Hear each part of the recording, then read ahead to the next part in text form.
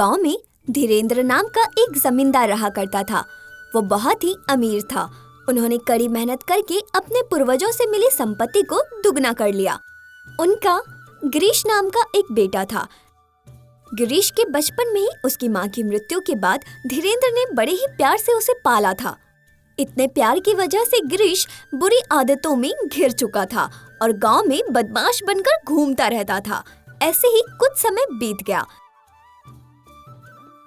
एक दिन धीरेन्द्र के सबसे अच्छे मित्र गुरुदास ने उससे मिलकर ये बात बताई। देखो, तुमने अपने काम में खोकर अपने बेटे पर ध्यान देना बंद कर दिया है।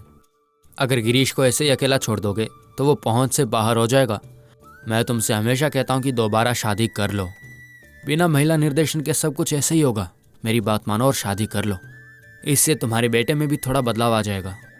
ऐसा कहकर गुरुदास वहां से चला गया। धीरेन्द्र सोच में पड़ गया।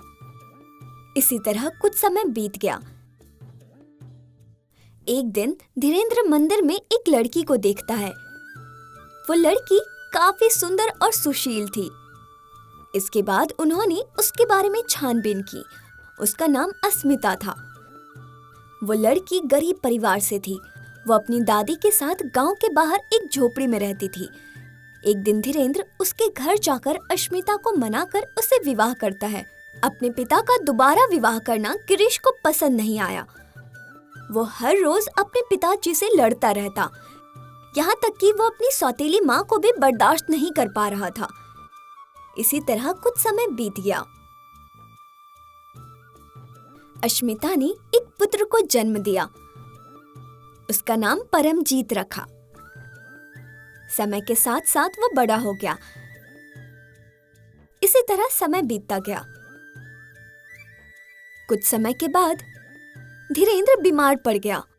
बीमारी की वजह से वो जीवित नहीं रह सकता था, इसलिए उसने संपत्ति बांटने का फैसला किया। उसने अपनी पत्नी और दोनों बेटों को बुलाकर ऐसा कहा। मैंने इस किताब में संपत्ति के बारे में लिखा है कि कितनी संपत्ति किसकी है। इस पुस्तक में सभी संपत्ति का विवरण अच्छे से लिखा हुआ है। ऐसा कहकर उसने वो किताब अपने बड़े बेटे को दे दी।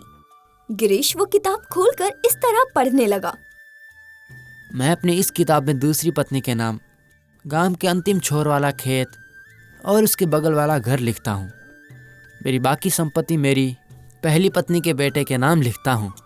ऐसा कहकर उसने पढ़ना खत्म किया। वो सुनते ही अस्मिता दुखी हो गई। बाकी पूरी संपत्ति उसके नाम करके गिरीश मन ही मन खुश होकर उस किताब को लेकर वहां से चला गया। उसके जाने के बाद अस्मिता अपने पति से कहती है, मैंने कभी नहीं सोचा था कि आप हम लोगों के साथ ऐसा अन्याय करने वाले हैं। आपने हमें बेकार पुराना घर दे दिया जो कि पूरी तरह बंजर है। अस्मिता की बात सुनकर धीरेन्द्र कहता है, तुम बिल्कुल भी चिंता मत करो। मैंने ये निर्णय सोच समझ कर ही लिया है। अगर मैं तुम्हें अपनी संपत्ति का आधा हिस्सा दे दूं तो मेरे मरने के बाद गिरीश संपत्ति के लिए तुम्हें मार डालेगा। इसलिए मैंने ऐसा निर्णय लिया। ऐसा कहकर वो अपनी पत्नी के हाथ में एक लपेटा हुआ कागज थमाते हुए कहता है, भाग्यवान, ये अभी मत खोलना। जब तुम बहुत दुख में हो और जीवन का कोई सहारा न हो तब ये खोलना। लेकिन मेरे परम मित्र की उपस्थिति में उसके सामने ये किताब खोलोगी तो अच्छा रहेगा। उससे पहले कभी मत खोलना। ऐसा कहकर धीरेन्द्र देह त्याग देता है। समय का चक्र आगे बढ़ जाता है। गिरीश के पिता की मृत्यु होने पर उसे अब कोई नहीं पूछने वाला था। इस वजह से वो बुरी आदतों का शिकार हो गया। थोड़े समय बाद गिरीश अपने पिता की दूसरी पत्नी अस्मिता और उसके बेटे को घर से निकाल देता है। असमंजस की स्थिति में अस्मिता अपने बेटे को लेकर अपने पति के दिए हुए घर में रहने चली जाती है। वहां जाकर उसने खेत देखा तो वो पूरी तरह से सूखा था, घास फूस से भरा हुआ। अस्मिता क्या करे उसे समझ नहीं आता। वो अपना पूरा दिन दिहाड़ी मजदूरी करके बिताती थी। माँ, हम इस मुसीबत में क्यों हैं? तुम्हें जमींदार की पत्नी होकर भी काम करने की क्या जरूरत है? पिताजी ने हमारे साथ गलत किया और ये घर और खेत हमें देकर चले गए। उसकी बात सुनकर अस्मिता उससे कहती है, बेटा, तुम्हारे पिताजी कभी भी हमारे साथ गलत नहीं करेंगे। मरने से पहले उन्होंने कागज का एक टुकड़ा दिया और कहा कि इसे अपने विश्वस्त मित्र गुरुदास को दे देना। इसके बाद बच्चे ने कहा, ठीक है माँ, तो हमें ये कागज लेकर पिताजी के मित्र के पास जाना चाहिए। बच्चे की बात सुनकर अश्मिता मान लेती है। अगले दिन सुबह दोनों मिलकर गुरुदास के घर जाते हैं। अश्मिता गुरुदास को सब कुछ बताकर कागज दे देती है। गुरुदास वो कागज खोलकर अच्छे से पढ़ने लगता है। उसमें लिखा होता है, प्रिय मित्र, मुझे पता था कि एक दिन ऐसा भी आएगा। अगर मैं उस दिन मेरी संपत्ति का आधा हिस्सा मेरी दूसरी पत्नी को लिखता तो मेरा बेटा नहीं छोड़ता। इसलिए मैंने उनको एक पुरानी झोंपड़ी और बंजर खेत दिया है। उस पुरानी झोंपड़ी के उत्तर दिशा में दीवार के अंदर हीरों और मोतियों से भरा एक बक्सा छुपा के रखा है। वो बक्सा किसी भी तरह इन तक पहुंचाने की जिम्मेदारी तुम्हारी। तुम मेरे परम मित्र होने के कारण तुम ही उनका न्याय कर सकते हो, इसीलिए कागज तुम्हें देने को कहा है। दोस्त होने के नाते तुम मेरा ये छोटा सा काम कर देना, वो हीरे मोती कैसे भी इन तक पहुंचा देना। मैं तुम्हारा जिंदगी भर ऋणी रहूंगा। इसके बाद वो उसे पढ़कर समाप्त करता है। उसके बाद तीनों मिलकर वहाँ पुरानी झोपड़ी में जाकर दीवार तोड़कर देखते हैं तो उसमें एक बड़ा सा बक्सा दिखाई देता है। वो बक्सा खोलकर देखते हैं तो उनमें चमकते हुए हीरे मोती दिखाई देते हैं। उन्हें देखकर गुरुदास अश्मिता से कहता है, देखिए, अगर ये गिरीश देखेगा तो सब मेरा है बोल के आप लोगों के साथ बहुत ज्यादा अन्याय करेगा। इसकी मेरे पास एक तरकीब है। हमारे साथ संपत्ति के मामले में अन्याय हुआ, ऐसा कह के गिरीश को पंचायत में बुलाओ, बाकी सब मैं अपने आप देख लूंगा। ऐसा कहकर गुरुदास वहाँ से चला जाता है।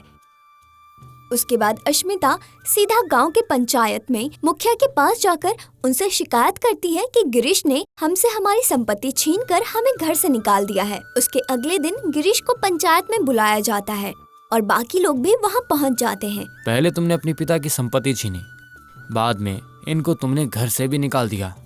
अब ये दोनों मिलकर तुम्हारी शिकायत कर रहे हैं और आरोप लगा रहे हैं। तुम्हारा क्या समाधान होगा? ऐसा कहने पर गिरीश कहता है, मैंने किसी की संपत्ति नहीं छीनी है। मेरे पिताजी के दिए हुए घर और खेत वापस उन्हीं को दे दिया है मैंने। मेरे पिताजी के मुझे दिए हुए संपत्ति की जानकारी इस किताब में है, आप चाहे तो देख भी सकते हैं। ऐसा कहकर वो किताब गुरुदास को देता है। हाँ, गिरीश ने जो कहा वो सब सच है। वो घर और खेत छोड़कर बाकी पूरी संपत्ति गिरीश के ही नाम पे है। वो पुराना घर और खेत अश्मिता के नाम पे है, उन पर गिरीश का कोई अधिकार नहीं है। ऐसा कहने पर संपत्ति का पूरा हक गिरीश का है, ये सोचकर गिरीश मन में खुश होकर वहां से चला जाता है। अश्मिता को अपने पति के द्वारा दिए गए घर और खेत पर गिरीश का कोई अधिकार नहीं है, ये बात उसने सबके सामने मान ली। और इन सब के बाद गुरुदास मन में खुश होकर वहां से चला गया। उसके बाद अश्मिता और उसका बेटा गुरुदास को धन्यवाद देते हैं।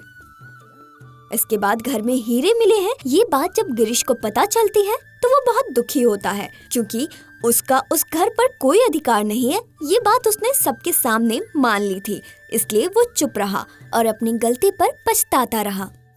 दोस्तों, भले ही देर से ही सही, अच्छे लोगों के साथ हमेशा अच्छा ही होता है। अगर आपको ये कहानी पसंद आई है तो लाइक, शेयर और सब्सक्राइब करें। सब्सक्राइब बटन के पास में स्थित घंटी को ज़रूर दबाएं। हमें अपनी बहुमूल्य प्रतिक्रिया कमेंट के रूप में बताएं। तब तक के लिए अपना ध्यान रखें। धन्यवाद।